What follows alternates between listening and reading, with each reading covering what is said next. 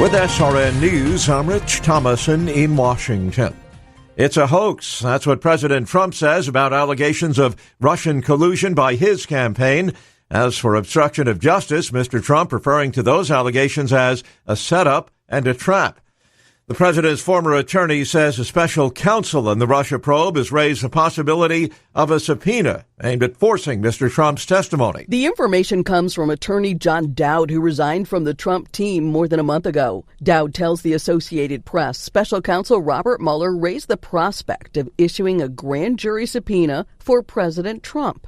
Dowd says the idea was raised by Mueller's team during a meeting in March with Trump's lawyers. They want to hear the president's answers to questions about Russian election interference and possible coordination with Trump associates, and also about his firing of the FBI director. A list of nearly 4 dozen questions that they want to ask was leaked to the media this week. Jackie Quinn, Washington. There will be a formal swearing-in ceremony today for Secretary of State Pompeo, President Trump to be on hand at the State Department. Also at SRNnews.com, the U.S. job market remains red hot, as evidenced by the latest ADP survey. American employers added an impressive 204,000 jobs last month, many more than expected. Payroll processor ADP says hiring was strong across numerous industries led by professional and business services, health and education, and restaurants as well as hotels. The ADP survey has shown monthly job growth of 200,000 or more for 6 straight months. The figures come 2 days before the government releases its monthly employment figures. It's correspondent Jeremy House. On Wall Street this morning, stocks are mixed. The Dow is down about 48 points. The Nasdaq is up 3 points. The S&P 6 points in the red. This is SRN News. A lot of Americans like socialism. A new poll released by the American Culture and Faith Institute finds that 40% of respondents prefer socialism to capitalism. Christians are less likely to embrace it, but the survey still indicates that 30% of born-again Christians like socialism, as do 24% of those who are deemed theologically conservative, and 15% of Americans that hold a biblical worldview. 43% of Southerners also like socialism. Michael Harrington, SRN News. Canada's new policy tying summer job funding to support for abortion has sparked its first lawsuit.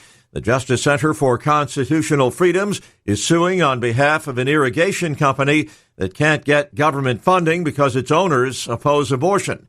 Under new rules promoted by Canadian Prime Minister Justin Trudeau, companies applying for summer job money must affirm their support for the country's abortion laws. This is SRN News. Some would like him to go, others hope he'll stay. Speculation about the judicial future of Supreme Court Justice Anthony Kennedy. Liberals are worried the 81-year-old justice will retire this spring. Conservatives hope he does retire so President Trump has a chance to appoint a more conservative justice. The slim Republican Senate majority would likely confirm a Trump nominee. There are no outward signs that Kennedy's planning to step down. He's hired his law clerks for next term and plans his regular summer teaching trip to Austria. But that hasn't stopped liberals from worrying publicly that the justice in the middle of an otherwise divided court might decide to call it quits and hand Mr. Trump a second high court vacancy. Mr. Trump put Justice Neil Gorsuch on the court last year. Keith Peters, Washington. NASA partnering with the European space agencies on the verge of another unmanned mission to Mars. It's scheduled to lift off this weekend. More details at srnnews.com. From Keene in the Shire, the Liberty Media capital of the world, this is Daryl W. Perry, host of FPP Radio News for Wednesday, May 2nd, 2018. Silver is trading at $16.40 per ounce. Gold is valued at $1,309 per ounce. Zencash is trading at $39, and the average price of Bitcoin is $9,135. Antiwar.com reports the U.S. Special Inspector General for Afghanistan Reconstruction, SIGAR, a Pentagon watchdog, is warning that the Afghan military is in sharp decline over the last 12 months as rising casualties and desertion rates far outstrip their ability to recruit. Over 12 months, the Afghan security forces have 10% less personnel, down to around 300,000. While reports of growing casualties, struggling recruitment, and desertion have been common, this is the first actual data offered on the size of the problem. The Afghan National Army was not happy with the report, dismissing the SIGAR report as not 100% fact. They did not offer any specific corrections to those numbers, but insist Afghanistan has enough soldiers to fight and that morale is very high. SIGAR head John Sopko said that building up Afghan forces has been a top priority throughout the war, with U.S. spending billions of dollars on it. He said it is worrying that despite all of this expense, the Afghan forces are shrinking. For over 40 years, Roberts & Roberts Brokerage has been a trusted source for buying and selling precious metals like gold and silver. And as a Bitcoin-preferred business, Roberts & Roberts Brokerage has removed the minimum purchase amount for all orders paid in the digital currency. Call Roberts & Roberts Brokerage today for knowledgeable advice on buying and selling precious metals and a forward-thinking approach to new technologies. 800-874-9760 or visit online at rrbi.co. UPI reports Arizona's Tender Fire grew to 11,420 acres Tuesday with 0% containment, according to emergency officials. The Coconino County Sheriff's Office ordered evacuations for all communities north, east, and west of Highway 87, which will remain in place as firefighters attempt to contain the west and north flanks of the fire. Arizona Governor Doug Ducey declared a state of emergency in Coconino County on Monday, 3 days after the fire broke out. Ducey said public safety is a top priority, and we're grateful for all the first responders who continue to battle the Tender Fire. I'm issuing this declaration to ensure that they have the necessary resources to protect the lives, pets, and property of Arizonans. We will continue to coordinate with state, local, and emergency response officials. Some 559 fire personnel were working to extinguish the fire, including 6 helicopters, 15 crew, and 40 fire engines. The fire had 0% containment as of Tuesday evening. A storm system approaching the area is expected to bring heavy winds that likely will push smoke north, while cloud cover and increased humidity are expected to reduce fire behavior. There's also an increased chance of precipitation and a chance of thunderstorms on Wednesday that may cause smoke to blow in different directions with downdrafts. You can support FPP Radio by joining the Fans program. Fans are friends, allies, and numerous supporters. You can join the Fans program for as little as $1 per month through Patreon and get perks like ad-free versions of FPP Radio News and Peace, Love, Liberty Radio. To learn more or to join the Fans program, visit fans.fppradio.com.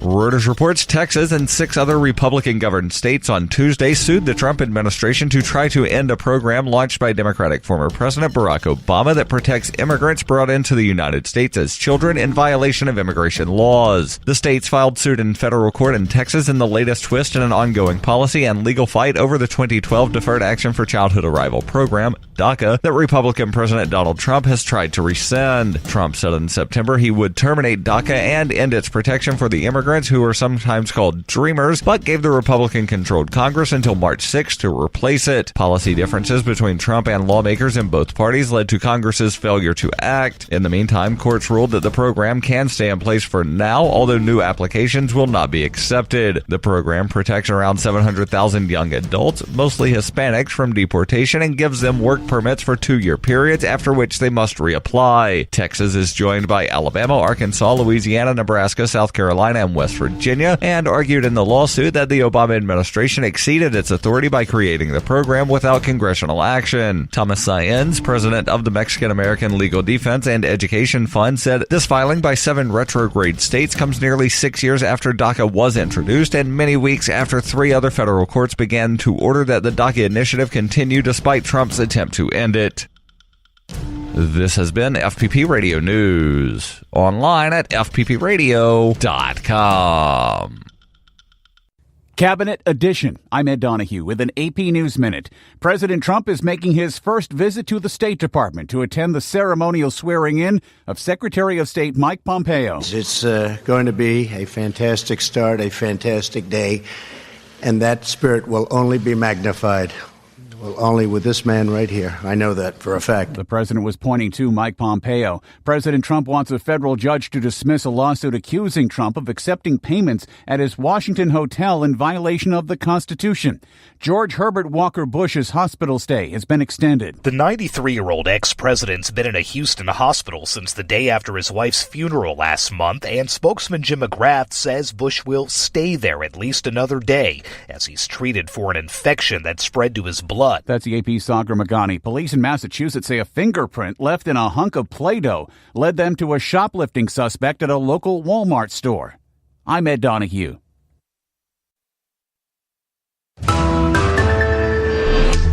From CBC News, The World This Hour, I'm Danielle Capelli. We have breaking news from Parliament Hill this hour. Longtime Conservative MP Gordon Brown has died. The 57-year-old suffered a heart attack this morning. Paramedics were called to his office shortly before 10 o'clock, but he did not survive. Brown represented the Eastern Ontario riding of Leeds, Grenville, Thousand Islands, and Rideau Lakes.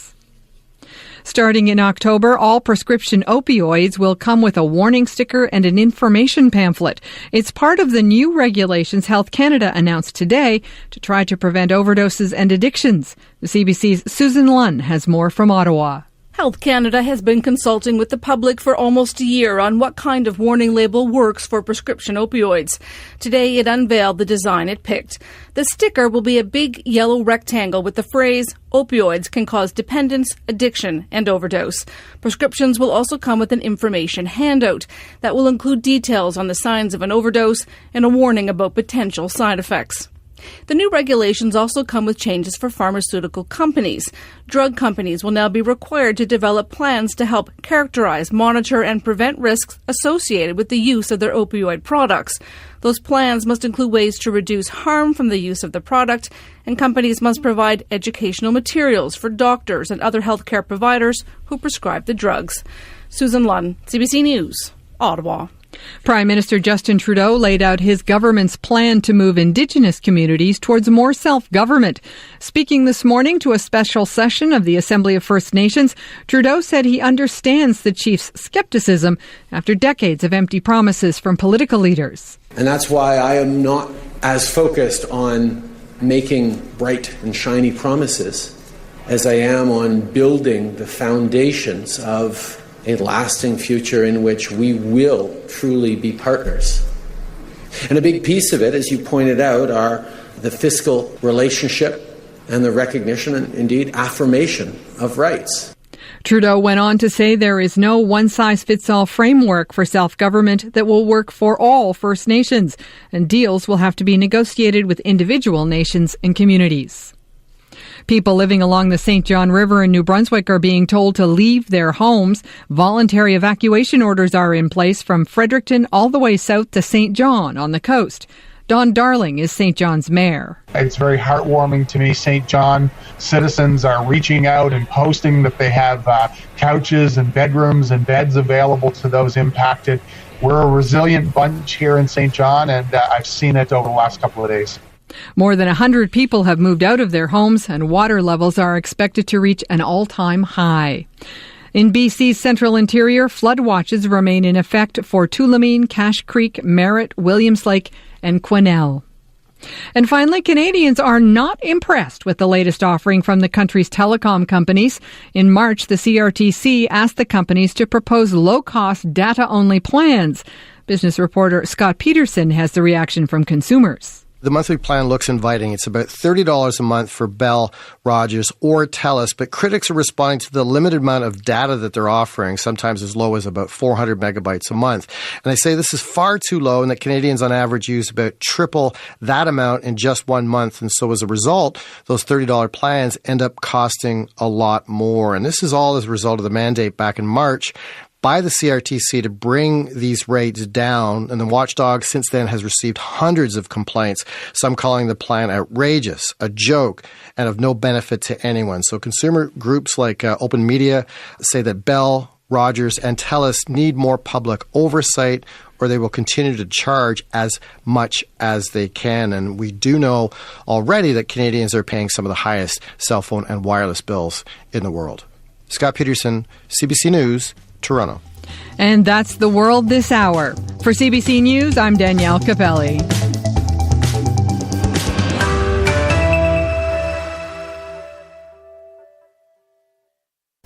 Your NBC Sports Radio update starts now. Still the king. I'm Jeff Biggs, and the big question in the East, will this be the year that the Raptors can finally take down LeBron and the depleted Cavs? Well, it didn't happen last night. LeBron led the way with another triple-double as the Cavs rallied to steal Game 1 in overtime. We know what buttons to press at times. There's always going to be zone to win, no, but we know what we're capable of, so we knew we were going to get their best shot today. They knew we didn't have much rest. They knew we didn't have much preparation. We just wanted to come in with the best game plan that we could in a short time, execute offensively and just try to make things happen, at the right time. Well, it seems like it's never going to be the right time in Toronto. Dwayne Casey and the Raptors have been knocked out by the Cavs in each of the last 2 seasons. We are better than some of the situations we put ourselves in. I can do a better job. We all can be better. I don't know if it was nerves or yips or what, but just things that just shot ourselves in the foot when we had a 10-point lead going into it was in the third quarter or somewhere in there. So a lot of things we can clean up. Game 2 is tomorrow night with 28 points off the bench and the return for Steph Curry. The Warriors are up 2-0 on the Pelicans. It was an eternity, it felt like, for sure. When the lights come back on after starting lineups, you're usually in the that goal kind of mind frame, and had to kind of pace myself and be patient with it. It seemed like it took forever, but it was a good feeling to get back out on the floor and just let loose and have fun. Only one game tonight, Game 2 in Houston between the Rockets and the Jazz. 2 games on the ice with Tampa Bay at Boston. That series is tied 1-1. And then after that, also on NBCSN, Game 4 from San Jose with Vegas up on the Sharks 2-1. Lots of daytime baseball coming up, including the Red Sox and the Royals from Fenway. I'm Jeff Biggs. This is NBC Sports Radio.